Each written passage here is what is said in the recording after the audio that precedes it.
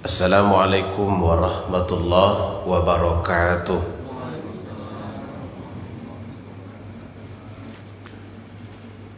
Alhamdulillahi wa kafa, wassalatu wassalamu ala nabiyil mustafa wa ala alihi wa sahbihi wa man ihtada. Subhanaka la ilma lana illa ma 'allamtana innaka antal alimul hakim.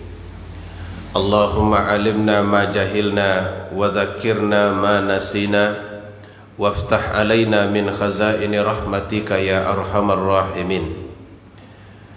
Subhanaka la ilma lana illa ma 'allamtana innaka antal alimul hakim.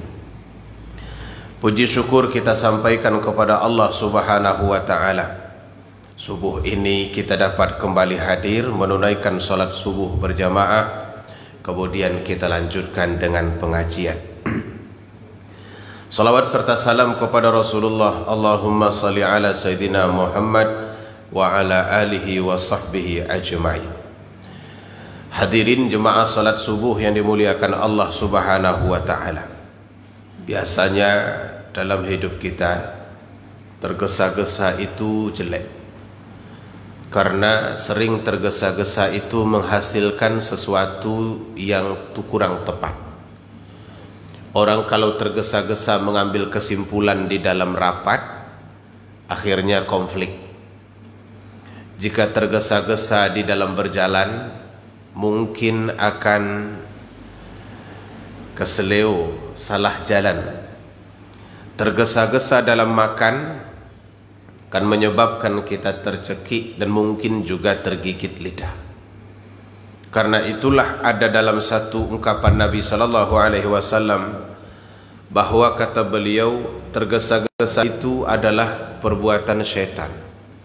Al-ajalah minasyaitan. Perbuatan tergesa-gesa itu dari syaitan. Pernah dalam sejarah bahwa Nabi sallallahu alaihi wasallam merespon dengan begitu cepat satu informasi. Lalu kemudian sampai beliau marah. Dan tak lama setelah itu Jibril pun turun memberikan peringatan agar setiap informasi itu diseleksi dulu, dicek dulu kebenarannya. Dalam bahasa Al-Quran, fatabayyanu, hendaklah kalian bertabayun. Tabayun itu artinya mengecek kebenarannya. Betapa banyak sekarang ini informasi yang kita dapat, yang sampai ke telinga kita, yang membutuhkan tabayun, membutuhkan pengecekan. Dan kita tidak boleh terburu-buru di dalam menilai benar atau salahnya informasi itu.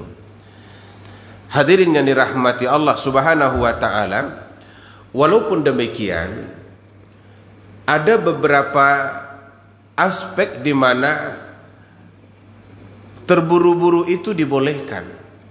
Artinya bersegera itu dibolehkan. Bahkan kata para ulama, dalam 5 hal ini terburu-buru itu termasuk sesuai dengan sunnah Rasulullah sallallahu alaihi wasallam. Nah, kapan waktunya itu? Pertama, it'amut ta'am, it'amud dhaif idza nazala. Memberi makan kepada tamu apabila tamu itu sudah sampai. Ketika ini boleh terburu-buru. Artinya jangan santai. Perlihatkan kegembiraan, perlihatkan kesenangan kita didatangi tamu. Kalau kita sibuk di dapur seolah-olah masak mau menyiapkan makanan, kan tamunya juga punya harapan. Apalagi kalau dia datang siang hari, itu biasanya ya nggak usah ditanya dulu dia sudah makan apa belum. Siapkan saja makannya. Kalau ternyata nanti tamunya sudah makan, ya paling dia menolak, saya tidak makan karena sudah selesai. Nah, yang tidak boleh itu seperti apa? Sudah sampai tamu itu di tangga baru ditawarkan makan. Terbayang itu gimana modelnya? Ngobrol sudah lama, nggak ada pernah tawaran-tawaran makan itu kepadanya. Hari sudah jam 1 siang. Begitu dia mau pulang, belum juga ada lagi. Sampai dia di tangga, baru di situ tawarannya. Nggak makan dulu. Ini tawaran ica-ica namanya. Yang tidak sebenarnya tuan rumah tidak mau memberi makan. Nah, banyak orang menyangka bahwa apabila ada tamu yang datang itu akan meresahkannya. Mungkin bahkan menyebabkan merasa bahwa rezekinya bisa berkurang disebabkan itu. Tapi rupanya hadirin, semakin sering tamu datang ke rumah kita, itu semakin banyak membawa barokah kepada kehidupan keluarga. Ya, tapi tentu saja tidak semua tamu harus terus bergulir tanpa henti. Kalau tamunya tamu jinak, itu lain cerita itu. Tamu jinak itu datangnya 3 kali sehari. Jam 8 pagi pas sarapan, jam 12:30 siang pas makan siang, dan setelah sholat maghrib. Itu namanya tamu jinak yang sudah hafal time konsumsi. Tapi semua tamu yang datang itu akan membawa barokah. Makanya kalau kita lihat, Nabi bahkan mengukur iman itu bukan hanya dengan tingkat sholat kita, bukan hanya dengan tingkat bacaan Al-Quran, atau mungkin banyaknya berpuasa, seringnya kita qiyamul lail. Tapi Nabi mengukur kesempurnaan iman itu bahkan sampai kepada peringkat bagaimana cara kita melayan tamu. Man kana yu'minu billahi wal yaumil akhir falyukrim dhaifah. Kalau betul-betul kalian beriman kepada hari akhirat, kepada Allah dan hari akhirat, maka hendaklah kalian menghormati tamu. Jadi Nabi itu orang yang paling pandai menghormati tamu. Ada satu riwayat diceritakan Imam Ghazali, ketika beliau sedang makan, datanglah tamu. Ternyata tamu itu terluka dahinya dan bernanah. Biasanya kalau kita sedang makan kan maunya pemandangan yang bagus-bagus saja. Jangan sampai lihat-lihat korengan begini, hilang selera makan. Nah, dia datang begitu kondisinya terluka. Apakah Nabi menolaknya? Tidak. Nabi tetap menyuruhnya masuk dan bahkan menyuruhnya makan. Mari duduk di sini dan makan bersama saya. Ya, dia ada korengannya, tapi beliau sama sekali tidak risih dengan itu. Begitulah kepribadian yang pernah dilihatkan oleh Rasulullah sallallahu alaihi wasallam. Nah, hadirin, apa rahasia makanya dibolehkan kita terburu-buru dalam menyiapkan makanan kepada tamu untuk menimbulkan ketenangan dan merasa dihargai serta merasa dihormati. Kita sajalah kalau kita bertamu ke rumah orang, lalu kemudian sudah lama duduk, nggak pernah ada ditawar-tawarkan, air pun tak keluar, makanan pun tak keluar. Saya pikir perasaan kita sama, akan muncul rasa ini jangan-jangan tuan rumah nggak suka ini kita datang ini. Betul itu apa benar? Kalau sudah ada perasaan itu, maka langkah seterusnya mempercepat pembicaraan. Kalau tamunya 2 orang, dia sudah mulai sikut-sikutan tuh. Kalau kebetulan ada air, dia pakai dagu.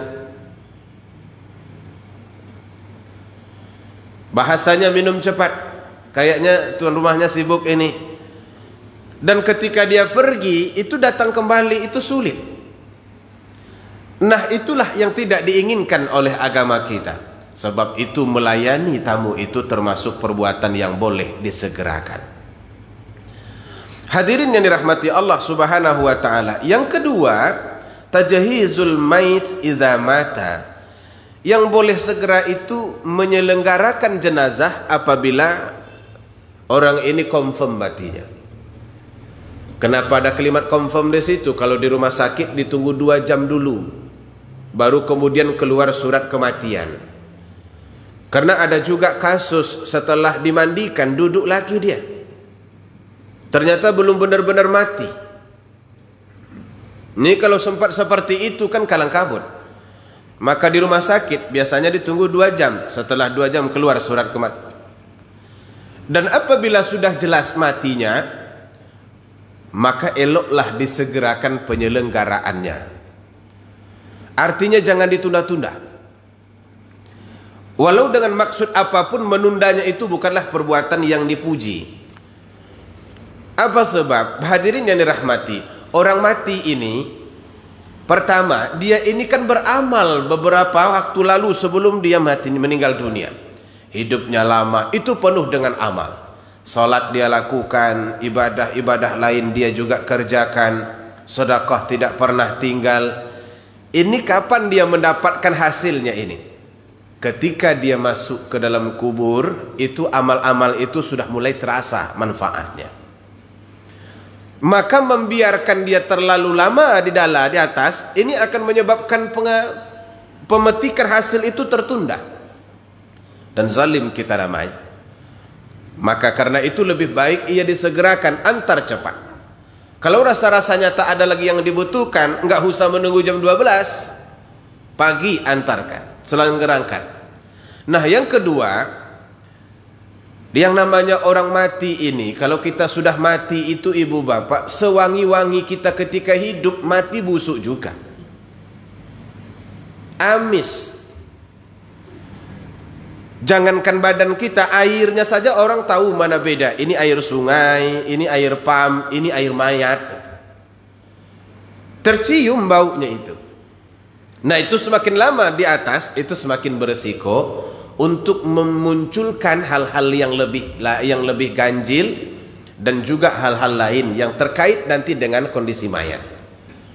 Apalagi kalau mayatnya didapati dalam keadaan seperti mayat tenggelam.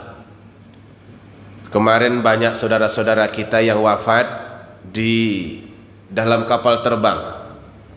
Mudah-mudahan semua mereka dirahmati Allah Subhanahu wa taala, ditempatkan di tempat yang mulia dan baik. Masuk kapal terbang ke dalam air, mereka meninggal di sana. Akhirnya kalau sudah dalam air, ini badan memang sudah menjadi hukum alam. Kalau sudah tersentuh dengan air, ini lembeknya cepat. Maka nanti kalau sekiranya diangkat ke atas, lalu kemudian dilama-lamakan, ini akan menyebabkan munculnya hal-hal lain. Bahkan orang-orang yang mati biasa saja, bukan tenggelam, kadang-kadang mengalir darah di hidungnya, keluar darah di telinganya, dan tak jarang keluar bau dari jenazah ini yang tidak sedap. Ini kadang-kadang bisa menjadi fitnah besar, karena orang yang datang itu tak semuanya orang-orang yang amanah. Begitu masuk lalu kemudian dilihat, orang lain bertanya, gimana? Orang banyak ingin tahu aja. Nanti informasinya kadang-kadang bocor sampai keluar, dan itu bisa menjadi fitnah. Maka lebih baik diselenggarakan dengan cepat, sekiranya tidak ada lagi hal-hal tertentu yang perlu ditunggu, membuatnya lebih lama. Kalau sekiranya targetnya hanya supaya orang lebih banyak salat pada waktu zuhur, Nabi SAW tidak menganjurkan begitu. Jadi kalau dia wafat dalam jam 2, jam 4 sore, kapan mau dikuburkan? Pagi. Wafat dia malam, kapan mau dikuburkan? Pagi. Kalau meninggal dia jam 2 malam, kapan dikuburkan? Pagi. Enggak usah menunggu sore, apalagi menunggu zuhur. Karena ada satu pandangan, kadang masyarakat kita ini beranggapan, udah laksanakan setelah zuhur supaya banyak orang menyolatkannya. Karena kalau banyak orang menyolatkannya, katanya itu akan memberikan syafaat. Ada memang hadisnya begitu, tetapi bila ada anjuran, ada larangan, ada fadilah, ada pula larangan melakukan itu, maka larangan ini lebih penting untuk kita dahulukan daripada mengejar fadilah. Rasulullah memang pernah menyebutkan, apabila satu mayat disalatkan oleh satu kaum yang jumlahnya 100, dan semua mereka menghadiahkan doa-doa, kalimat-kalimat, ayat Al-Quran kepadanya, maka mayat ini akan mendapatkan pahala syafaat dari orang-orang yang salat ini. Tapi kan tidak harus menunggu sampai lama hingga berkumpulnya orang banyak untuk menyolatkan jenazah ini. Kalau ditunggu, efeknya tadi akan muncul. Karena itu lebih baik disegerakan. Hadirin yang dirahmati Allah Subhanahu wa taala, dalam hal-hal jenazah ini tidak sedikit budaya, hal-hal keduniaan yang masuk ke dalam pelaksanaannya sehingga menyebabkan tidak sama dengan apa yang dianjurkan oleh agama. Apalagi kalau orang yang meninggal itu orang-orang besar, bukan besar badan ya. Orang-orang yang memiliki ya pangkatlah mungkin di tengah masyarakat, orang-orang dihormati, selalu menyebut kepala-kepala, entah kepala apa saja, itu biasanya memang selalu ada penundaan. Tunda dulu, ada kawannya yang datang dari Sulawesi Selatan, tunda dulu. Apa artinya penghormatan manusia kalau toh orang mati ini tidak butuh lagi dengan penghormatan manusia itu? Yang dia butuh, dia ingin cepat untuk menuai apa yang pernah dia kerjakan dulu. Itu sebabnya perlu disegerakan. Tapi walaupun demikian, bukan pula tidak boleh menunggu sedikit. Bukan begitu mati, ada mati dah, mandilah lagi. Tetap juga di situ ada istilah perasaan dipakai. Ada anaknya yang dalam perjalanan, boleh ditunggu kalau sekiranya masih mungkin ditunggu. Ada keluarganya yang butuh hal tertentu dengannya, boleh ditunggu kalau sekiranya masih mungkin. Tapi kalau lagi tidak, ya sudah, laksanakan, itu adalah lebih baik.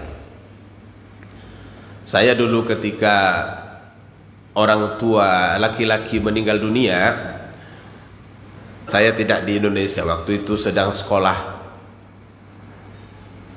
Jadi dia nelpon tanggal 3 bulan 11 tahun 2023, bertanya apakah sudah boleh pulang apa belum, kapan pulang. Karena kita tidak mau menyusahkan orang tua, kita mencoba mencari dana itu sendiri. Dia sudah ngirim uang tapi sebetulnya tak cukup. Hanya saya tidak mau mengatakan kepada beliau tak cukup itu, nanti dia resah. Carilah dananya sendiri untuk pulang. 4 tahun nggak pulang itu kan kita kepengen bawa oleh-oleh, walaupun mungkin nggak dimakannya karena nggak sesuai, tapi minimalnya ada oleh-oleh gitu. Ini dari sekolah, ini sekaligus dari merantau. Akhirnya tertunda dari tanggal 3 ke tanggal 6. Tanggal 6 dia nelpon lagi, kapan jadinya pulang. Tapi ketika itu dia sudah, yang aneh itu beliau berbahasa Indonesia, padahal biasanya bahasa kampung. Ini orang tua kok bahasa Indonesia ini bercaranya? Biasanya bahasa kampung. Nah, tanggal 16 yang nelpon bukan beliau tapi orang lain, mengatakan bahwa beliau wafat. Dia tanya apakah kami selenggarakan jenazahnya sekarang ini atau bagaimana? Ya lanjut. Nggak mungkin saya ditunggu dari Mesir itu. Akhirnya begitu beliau mendengar beliau sudah wafat, tiket pun dicari. Terbangnya hari Selasa. Wafatnya hari Ahad, saya baru pulang terbang dari sana hari Selasa sampai hari Kamis. Nah, kalau ditunggu kan kacau itu. Nah, inilah yang perlu dan boleh kita segerakan di dalam kehidupan kita. Kemudian yang ketiga, tazwijul binti idza balagat. Menikahkan anak wanita kalau sekiranya dia sudah dewasa. Ini boleh cepat. Nggak usah pakai idealisme. Mau S3 dulu, mau S2 dulu. Nggak usah. Apa sebab? Bahaya terhadap seorang anak perempuan itu jauh lebih besar berbanding anak laki-laki. Apalagi di zaman sekarang dengan pola pergaulan yang betul-betul membuat kita khawatir. Rasa-rasanya agak sulit bagi kita untuk membuat penjagaan yang seutuhnya kepada anak-anak perempuan ini. Kalau di dalam rumah dia tidak ada masalah, tapi ketika dia berada di luar rumah, ibu bapak, kita berada di zaman yang benar-benar berbeda. Ini yang katakan ini sudah lama ini. Dan kita sekarang berada di zaman yang berbeda. Dulu kalau kita di kampung contohnya, membonceng perempuan di belakang, malu kita tuh. Apalagi naik sepeda, duduk miring, dayung berdua. Malu itu. Karena ada adat dan pandangan masyarakat yang menilai. Begitu juga naik motor, malu kita. Tapi sekarang, oh jangan katakan malu, justru malu kalau tidak ada boncengannya. Orang tua kadang-kadang malah menyuruh, mana boncengannya ini, kok nggak nampak-nampak, bawalah. Nah, ini ya untuk makan bakso, kasih duit 100.000. Sampai begitu, artinya ada pergeseran nilai yang menyebabkan kita memandang hal-hal dulu yang sangat tabu itu menjadi sepele hari ini. Termasuklah dalam pola pergaulan, baik anak laki-laki ataupun anak perempuan. Pernah saya keluar dari rumah subuh-subuh juga pergi pengajian begini. Ada satu motor bonceng 3 anak muda, tapi bukan laki-laki semua, perempuan 1. Laki-laki di depan, perempuan di tengah, laki-laki di belakang. Saya membayangkan, ya Allah, ini bagaimana orang tuanya nggak tahu begitu sampai jam 4 subuh. Kira-kira kalau sampai jam 4 subuh dia boncengan, keluarnya jam berapa itu? Jam 3. Kalau jam 3 udah nggak ada orang, mestinya orang tuanya tahu, oh ada yang keluar dari rumah. Yang masuk saja kita selalu tahu, perampok namanya. Kalau yang keluar, dia keluar begitu, itu tidak ada pengawalan sepertinya. Pola pergaulan seperti ini berbahaya. Hadirin yang dirahmati, tidak ada yang lebih sulit dikendalikan dalam kehidupan kita ini daripada kita sebutlah syahwat, hawa nafsu, baik laki-laki ataupun perempuan. Sama, hanya bedanya kalau laki-laki yang kena nggak ada masalah, tapi kalau perempuan yang kena, dia meninggalkan bekas yang sangat lama membekasnya, betul-betul lama. Jadi beberapa waktu yang lalu ada seorang ibu datang, Ustadz, anak saya hamil 8 bulan. Ya saya juga bingung, hamil 8 bulan anaknya yang kenapa ngadu ke saya gitu. Hubungannya dengan saya apa? Saya tanya, baguslah kalau begitu, sebentar lagi jadi nenek. Bukan bagus Ustadz. Nah, orang lama menunggu cucu itu dapat, ini risau. Memangnya kenapa? Suaminya belum ada. Suaminya belum ada kok bisa hamil? Ya mungkin proyeknya proyek gelap. Jelas seperti itu. Dan masalah yang kedua muncul, yang menghamilinya itu suami orang. Dan dia terlibat pula dengan narkoba, ditangkap Polda Riau. Jadi sekarang dia berada dalam penjara. Kalau begitu saya tanya, yang ibu maukan dengan saya apa? Saya mau menggantikan laki-laki itu. Apa yang jadi masalah kalau begitu? Pertanyaan beliau, bagaimana saya mau menikahkannya? Kenapa sekarang bertanyanya? Tidak sebelum hamil kemarin. Ketika laki-laki itu mengutipnya dari rumah, membawanya boncengan kemana-mana, kenapa tidak ketika itu dipikirkan? Saat dia pulang malam, bahkan sampai larut, kenapa tidak itu dibicarakan? Kok setelah 8 bulan, tinggal sebulan time-nya lagi, baru kemudian ngomong? Oh udahlah, udah nggak bisa dijawab, macam mana lagi? Saya suruh, pergilah ke mahkamah syariah, tanya ke mereka bagaimana solusinya ini, boleh tidak menikahkan di dalam penjara? Saya tidak bisa memberikan jawabannya. Memang saya pun tidak tahu jawabannya itu apa, karena nggak pernah saya baca. Cara menikahkan sepasang suami istri, satu di luar penjara, satu dalam penjara, itu nggak ada dalam fikih itu. Udah tanya saja.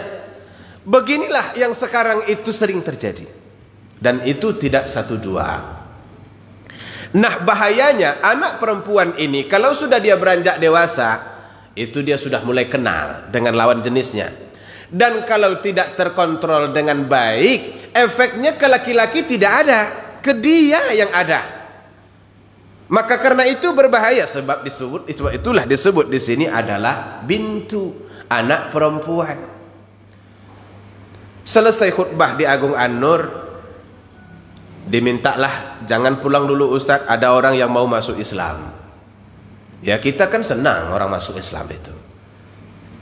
Lalu kemudian duduk, karena kita yang memberikan nasihat, mana yang mau masuk Islam ini? Perempuan katanya, asal agamanya Katolik. Datanglah perempuan itu dalam kondisi pakai telekung, cuman kayaknya gemuk. Dilihat dari wajahnya masih muda, tapi gemuknya lebih. Ini gemuk kebanyakan makan atau apa? Ternyata setelah ditanya, kamu hamil? Iya. Berapa bulan? 5. Siapa cowoknya? Baru dipanggil cowoknya ke belakang. Allah ditengok cowoknya tuh, macam mana pula lah perempuan tuh bisa jatuh cinta dengan dia ya. Rupanya laki-lakinya seniornya di SMK. Dia masih kelas 2, seniornya kelas 3. Akhirnya bergaul tidak normal, tidak ada kawalan dari orang tua. Seperti itu yang terjadi. Mereka ngontrak rumah bersama, tinggal bersama, tapi dikejar RT. Karena RT tahu mereka bukanlah suami istri. Pindah tempat, dikejar lagi. Masyarakat terus memburu. Kata mereka, kami mau menikah, tapi bagaimana caranya? Beda agama. Nah solusinya datang ke Masjid Agung An-Nur jadinya. Nah datang mereka ke sana, satu masuk Islam. Maka sekarang kalau kita sebut orang ikhlas masuk ke dalam Islam itu tak selalu. Ada karena emergensi. Karena sudah tidak bisa lagi dikendalikan, akhirnya masuk ke dalam Islam. Ya memang selesai juga urusan itu di situ. Tapi kan nggak harusnya begitu Bapak Ibu. Maka dalam pemberian tausiah itu bukan tausiah lagi diberi, omelan malah. Karena terasa kita sebagai orang tua bagaimana anak kita seperti itu. Saya bilang kepada mereka, sebenarnya kalian berdua ini idealnya diletakkan di atas pelaminan kamu yang perempuan. Harusnya kamu pakai baju cantik, kemudian diletakkan sunting di atas kepala kamu, ada organ tunggal di luar kalau memang mau pakai organ tunggal. Kemudian masyarakat datang, teman datang membawa kado, bawa amplop dan lain sebagainya, ucapan selamat, barakallahu lakuma wa baraka alaikuma wa jama'a bainakuma fil khair. Indah, idealnya begitu. Tapi kalian terlalu cepat untuk mengeksekusi. Akhirnya begitulah. Nah hadirin yang dirahmati, maka kalau sudah nampak anak perempuan kita itu sepertinya dia sudah ada tanda-tanda mau menikah, jangan dihalang-halang. Mak, saya mau menikah. Kocik lagi. Baru umur 23. Memangnya berapa ukurannya? 32. 32 nanti risau pula. Ini 32 belum nikah juga lagi, gimana? Udahlah kuliah dulu, cari kerja dulu dan lain-lain sebagainya. Jangan, dia tidak akan mampu bertahan. Kalau babnya bab itu sulit dia bertahan. Maka kalau sudah sinyal-sinyal pernikahan itu kelihatan, suruh datang. Mana calonnya? Bawa kemari. Nah bagusnya bawa calon itu pas waktu mau sholat maghrib. Uji calon anak kita itu dengan sholat berjamaah. Suruh dia jadi imam. Kalau bagus bacaannya, lancar sholatnya, terima. Nggak usah lagi terlalu banyak pemikiran. Ini kira-kira gajinya berapa, kerjanya di mana. Kalau sudah tahu, bagus, pandai dia sembahyang. Apa kerjanya? Nah, apa namanya? Ngajar di MDA. Berapa gaji MDA tuh? Jangan tanya pula gajinya lagi, itu mengukur dia, nanti tersinggung dia. Tapi bagus bacaannya, rajin salat, dah nikahkan saja. Masa depannya Ustadz, kita juga nggak punya masa depan, dulu Tuhan yang jaga. Kenapa ketika itu kita kehilangan Tuhan? Allah akan kayakan mereka jika mereka miskin. Tapi kalau kita tunda-tunda dengan harapan akan ada orang lebih, terperangkap anak itu nanti. Itu yang sangat berbahaya. Sekarang kan banyak orang punya idealisme begitu. Kalau mau menikahkan anak itu yang sesuai, boleh, tidak dilarang. Memang kita harus memilih. Tapi jangan karena memilih itu akhirnya ditunda-tunda. Dia tidak akan mampu ngerem. Kita pun lama-lama juga tidak akan mampu menegur terus-menerus. Nanti saat kita larang, dia berkeliaran bersama yang lain. Di depan kita dia aman Bapak Ibu di kampus. Jujur saja saya pernah merasa sangat risih di kampus itu. Saya mengajar agama, tafsir saya ajar waktu itu. Tapi begitu saya keluar, ada dosen lain memukul bahu mahasiswi. Marah saya. Bukan karena saya nggak dapat bagian, bukan begitu maksudnya. Kita mendidik mereka menjadi berakhlak baik. Dia begitu santai bercanda sambil memukul-mukul bahunya. Astaghfirullahaladzim. Udahlah, saya bilang susah ini untuk dikendalikan kalau begini. Saya pun akhirnya pulang karena memang materi sudah selesai waktu itu. Hadirin yang dimuliakan Allah Subhanahu wa taala, maka kalau sudah nampak can menikah, nikahkan cepat. Tidak usah lagi ditunggu-tunggu. Boleh itu terburu-buru. Kok masih kecil sudah dinikahkan? Kita yang mengenal anak kita tuh. Lain nampaknya modelnya, udah nikahkan. Daripada nanti dia terperangkap. Saya tidak tahu Bapak Ibu setuju tidak ini dengan kalimat ini? Setuju. Karena anak perempuan sudah menikah semuanya. Dan yang keempat, wa qada'ud dain idza wajabat.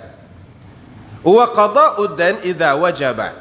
Yang boleh disegerakan itu membayar hutang bila sudah datang jatuh tempo. Sebaik-baik manusia kata Nabi orang yang paling baik dalam membayar hutang. Biasanya kadang-kadang hutang itu ada tempohnya. Maka bagusnya ketika sudah datang tempohnya itu jangan lagi ditunda. Carilah bagaimanapun caranya, bayarlah ketika itu. Karena orang yang punya uang itu juga berharap kita bayar. Kadang-kadang Bapak Ibu beda. Orang memberi sedekah dengan orang yang memberikan hutang itu beda rasanya.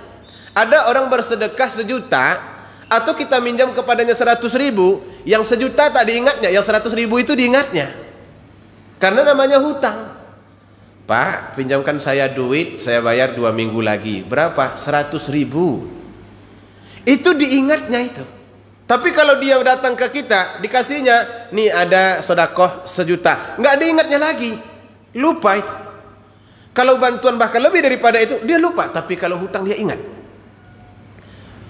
Maka ketika dia ingat itu, dia berharap akan dibayar. Walaupun dia banyak uang. Kadang kita bayar, udahlah, nggak usah dibayar lah. Tapi menjadi moral bagi kita ketika hutang itu sudah jatuh tempo, hendaklah kita lunasi. Boleh kita menyegerakannya. Jangan ditunda-tunda. Kalau perlu pinjam duit orang lain untuk membayar hutang ini, buat hutang baru. Dalam istilah Bang Haji Roma Irama, gali lubang, tutup lubang. Betul itu. Gali lubang, tutup lubang itu benar itu. Akhirnya pinjam duit ini, bayar hutang ini. Pinjam lagi duit ini, bayar lagi hutang ini. Karena kalau kita sudah disiplin membayarnya, dia akan mudah memberikan kita hutang. Dan yang lebih penting daripada itu adalah hutang itu akan menjadi beban bagi kita. Dan tak dapat diselesaikan kecuali dengan cara melunasinya. Bayangkan saja begitu besarnya pahala orang mati syahid. Semua dosanya diampuni kecuali hutangnya. Padahal mati syahid itu dosanya diampuni, surga sudah ada untuknya, kecuali hutangnya. Hutang tidak bisa. Hutang ini memang harus tetap dibayar bagi orang mati syahid. Hingga ketika ada orang wafat 1 kali, Nabi bertanya kepada hadirin, apakah wanita ini, laki-laki ini punya hutang? Jawab yang lain, punya ya Rasulullah. Disebutlah angka tertentu. Lalu kemudian kata Nabi setelah itu, karena dia punya hutang, kalian sholatlah, aku tak mau. Pergi Nabi, nggak mau beliau menyolatkannya. Baru setelah ada jaminan dari yang hadir, ya Rasulullah, saya yang menjamin hutangnya nanti dibayar. Baru Nabi balik lagi. Ayo kita sholat kalau begitu. Sebegitu beratnya hutang itu. Maka bagusnya ibu bapak, kalau berhutang itu rasa-rasanya tidak perlu-perlu amat, janganlah berhutang. Kalau hanya sekedar untuk aksesori tambahan, janganlah berhutang. Karena hutang itu mengikat kita. Mengikat kita di dalam kehidupan, mengikat kita sampai ke akhirat kalau tidak dibayar. Sebahagian orang nggak boleh sertifikat agak santai sedikit dalam lemari, itu sudah bergerak-gerak sedikit sendiri sertifikatnya. Gadai kan begitu tuh. Nah, nanti baru diletakkan di bank, pinjam lagi. Tidak ada masalah kalau memang berhutang itu perlu, tapi hutang ini akan menjadi ganjalan bagi diri kita dalam kehidupan. Maka kalau sudah datang time-nya, bayarlah. Yang khawatirnya kita apa? Mati sebelum sempat membayarnya. Kalau kita tidak sempat membayarnya, urusan kita jadi panjang. Bukan hanya ketika sekarang, tapi nanti di akhirat. Sekarang ini kan memang ada orang-orang yang banyak pikiran-pikiran aneh. Karena lembaga keuangan juga menawarkan hal-hal yang aneh begitu. Untuk menjebak supaya kita minjam, katanya kalau bapak mati nanti, hutangnya lunas. Sudah pernah mendengar itu? Kalau bapak mati nanti hutangnya lunas. Maka ketika bayar hutang itu terasa berat, istri mulai berdoa, mudah-mudahan lunaslah hutang ini. Dengan cara matinya bapak. Setiap kali kita punya hutang, itu akan menjadi ikatan yang seabadi sampai ia diselesaikan. Maka karena itu bagusnya hutang itu semuanya lunas, baik yang besar maupun yang kecil. Kalau kecil-kecil bertempo, tulis. Jangan dibiarkan hutang itu hanya dalam ingatan, nanti lupa. Kalau hutang besar biasanya tidak ada masalah, karena selalu diberikan notis, peringatan, baik melalui WA, melalui Facebook, melalui apa, hutang Anda sudah jatuh tempo. Masih ada tuh peringatannya. Tapi yang kecil-kecil itu mudah sekali kita lupa. Hutang di kedai, hutang dengan tetangga, kalau itu tidak dibayar, kata Nabi, nanti di hari akhirat itu akan ditebus. Sementara di akhirat itu tidak ada pembayar hutang, itu tidak ada. Bekal kita cuma amal ibadah. Nah, ketika pembayarnya tidak ada, amal ibadahnya yang dikuras. Ini modal, ini ibu bapak. Amal ibadah itu modal untuk masuk ke dalam surga, lalu dikuras, habis. Kalau sudah habis, pakai apa masuk surganya? Karena itu manusia yang paling rugi itu adalah orang yang terlalu banyak terkait dengan hutang piutang. Tapi kalau sekiranya memang hutang itu tak sanggup dibayar karena memang kebutuhan hidup sangat sempit, kan ada juga orang begitu. Nanti kata Nabi, Allah akan membayarnya di hari akhirat. Karena itu silahkan menyegerakan pembayaran hutang. Dan yang kelima, wat-taubatu minadz-dzunub idza farata. Yang boleh disegerakan itu taubat dari dosa apabila sudah terbuat.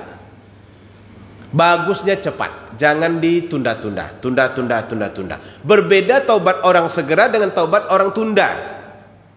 Taubat orang tunda, dibuat kejahatan, setelah tertangkap baru taubat. Itu enggak taubat namanya itu. Taubat karena kebetulan tidak punya kesempatan. Kan yang banyak begitu sekarang ini. Lakukan, nah, kemudian taubat. Pakailah sorban, pakai kopiah.